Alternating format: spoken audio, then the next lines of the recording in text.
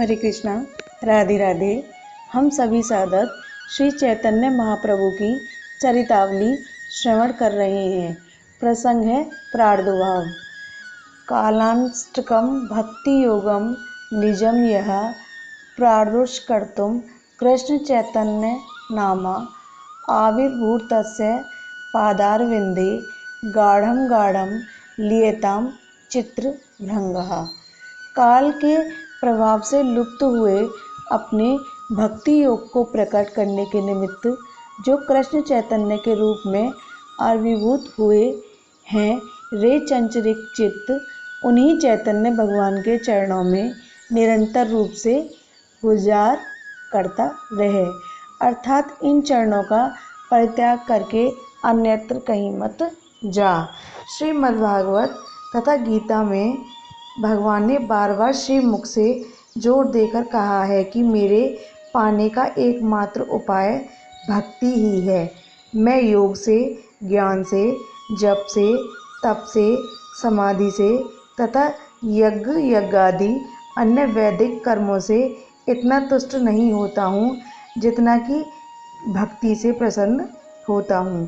केवल अनन्य भक्ति के ही द्वारा मेरा यथार्थ ज्ञान होता है कि मैं कैसा हूँ और मेरा प्रभाव कितना है। जिस भक्ति की इतनी महिमा है, वह भक्ति जिसके हृदय में हो, उस भाग्यवान भक्त के महत्व का वर्णन भला कौन कर सकता है। वास्तव में भगवान और भक्त नाम मात्र के लिए ही हैं। भक्त भगवान के साकार विग्रह का ही नाम है।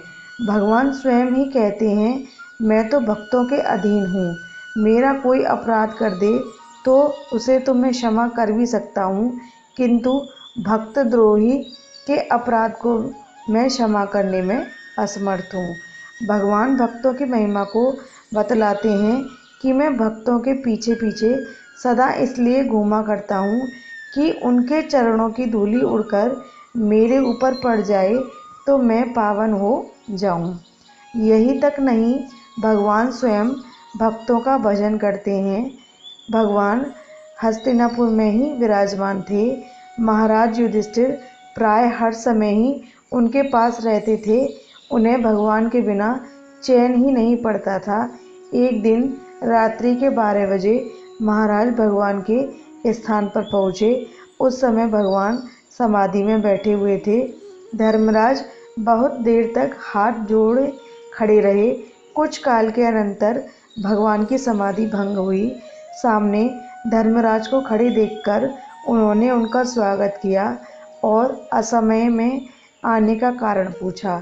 धर्मराज ने नम्रतापूर्वक निवेदन किया, भगवान, और बातें तो मैं फिर पूछूंगा। इस समय जो मुझे बड़ा भारी संशय हुआ है, उसका उत्तर पहले दीजिए। आप चराचर जगत के एकमात्र स्वामी हैं। संपूर्ण प्राणियों के आप ही भजनीय हैं। ऋषि, महर्षि, देव, दानव, देवता तथा मनुष्य सभी आपका ध्यान करते हैं। इस समय आपको समाधि में बैठा देखकर मुझे महान कुतूहल उत्पन्न हुआ है कि आप किसका ध्यान करते होंगे।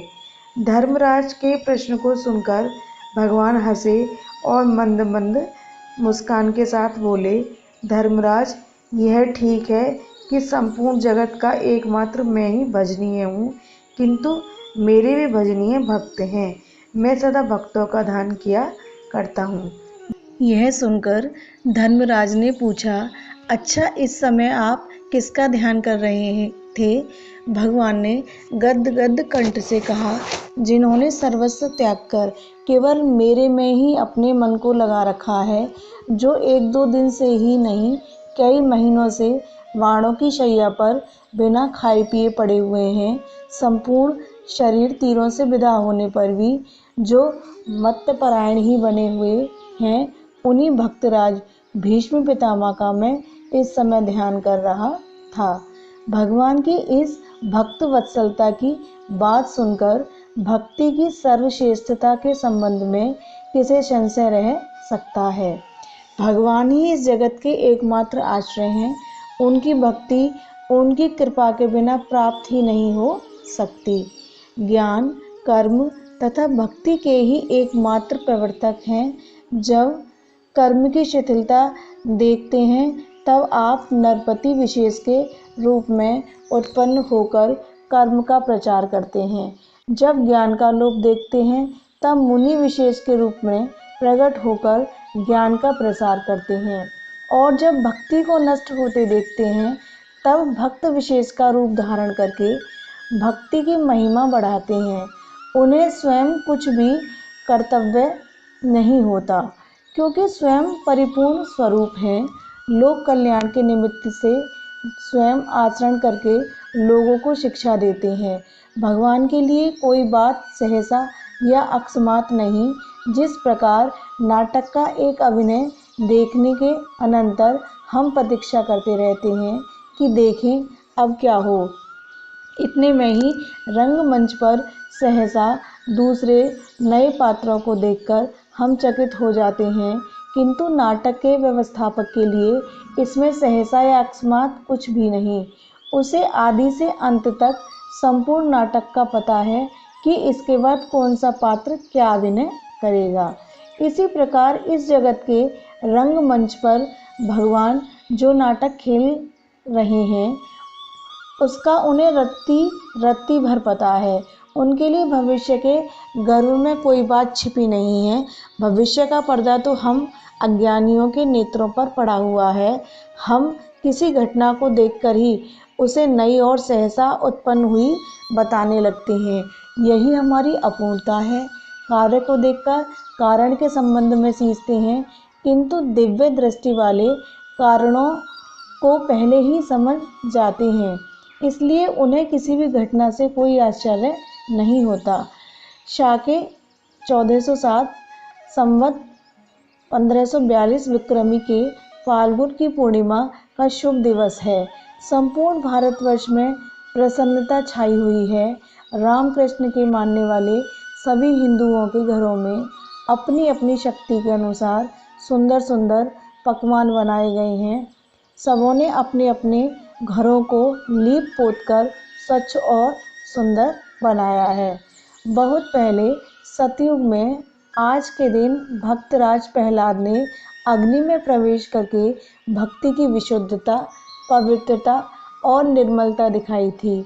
भगवत भक्ति के कारण उसे पिता की भगिनी होली, जो इन्हें गोद में लेकर अग्नि में बैठी थी, स्वयं जल गई, किंतु इनका बाल विवाह का नहीं हुआ।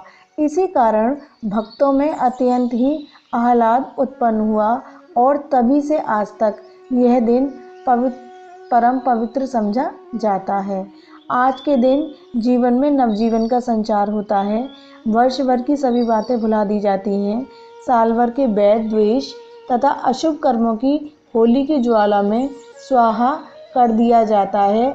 आज के दिन शत्रु मित्र का कुछ भी विचार ना करके सबको गले से लगाते हैं। इतने दिनों से होली होती तो थी, किंतु यथार्थ होली तो आज ही है।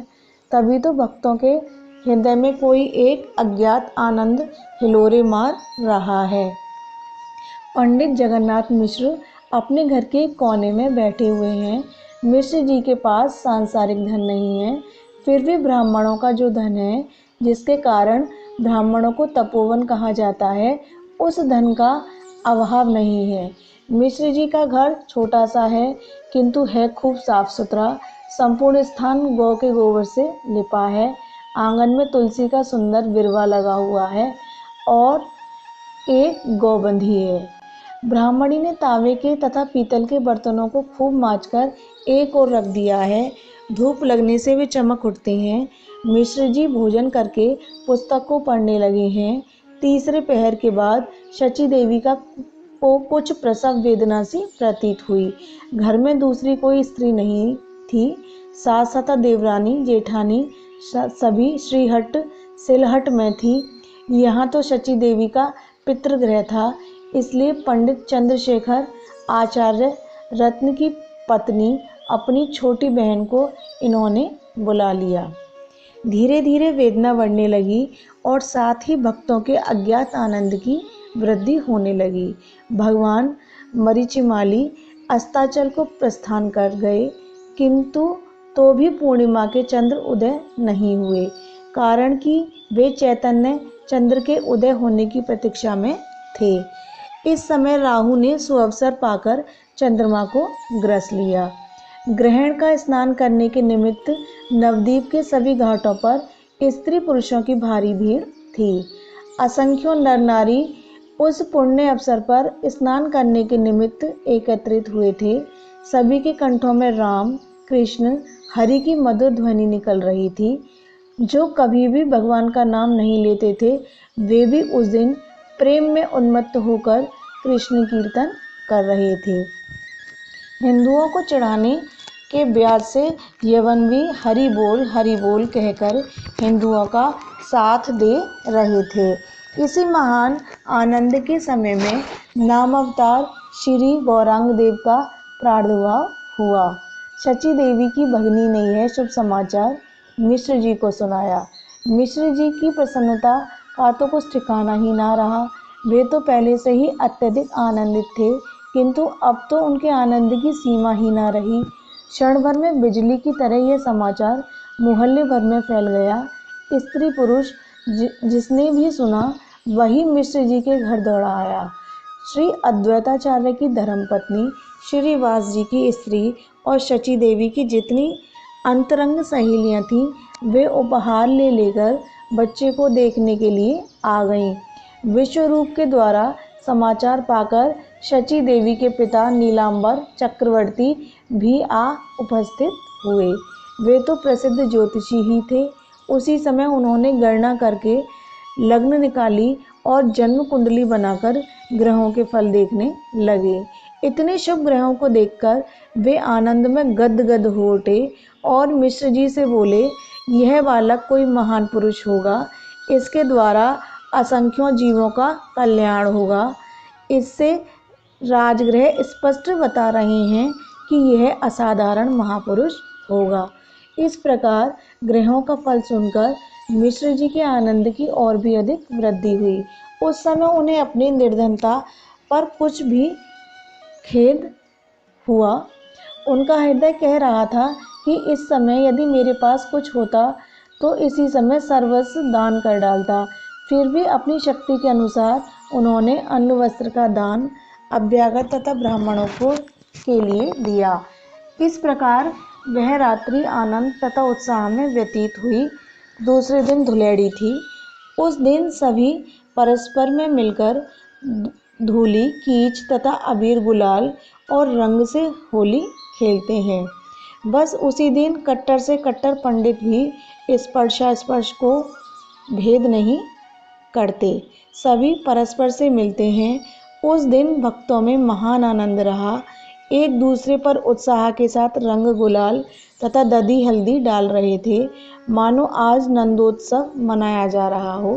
भक्तों ने अनुभव किया कि आकाश में देवता उनकी प्रसन्नता में अपनी प्रसन्नता मिलाकर जय घोष कर रहे हैं और भक्तों को अभिदान देते हुए आदेश कर रहे हैं कि अब भय की कोई बात नहीं, तुम्हारे दुर्दिन अब चले गए।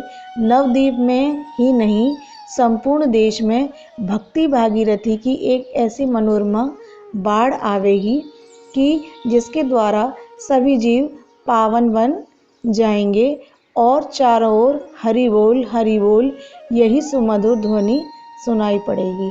जय जय श्री राधे।